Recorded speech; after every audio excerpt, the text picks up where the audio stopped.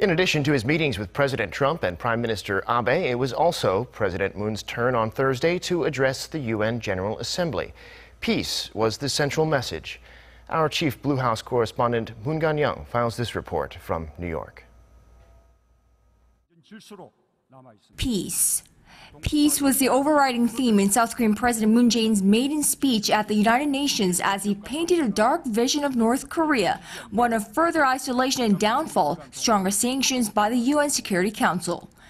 Standing before the representatives of the 193 member states of the global body, President Moon, however, made clear that all these endeavors are aimed at preventing the outbreak of war and for peace.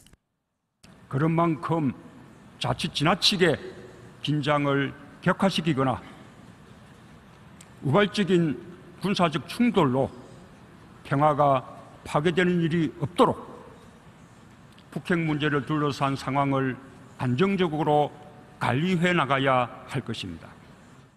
Noting South Korea does not desire the collapse of North Korea or seek unification by absorption, the president took a direct quote from former U.S. President Ronald Reagan. Peace is not the absence of conflict, it's the ability to cope with conflict by peaceful means.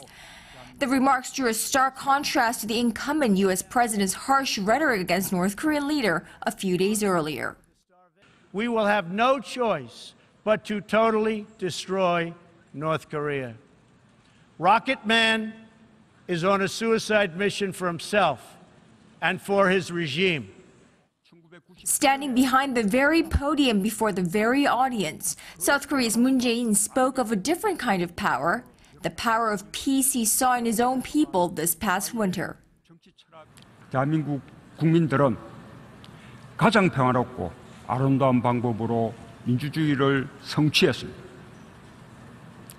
민주주의의 실체인 국민 주권의 힘을 증명했고 폭력보다 평화의 힘이 세상을 더 크게 바꿀 수 있다는 것을 증명했습니다. And there you have it, South Korean President Moon Jae-in's debut speech on the United Nations stage. In the next few days, his message will be read between the lines, deciphered and reanalyzed. We'll have to wait and see how it impacts the geopolitical scene in Northeast Asia and the rest of the world. Reporting from the UN headquarters in New York, Moon Gan-young, Arirang News.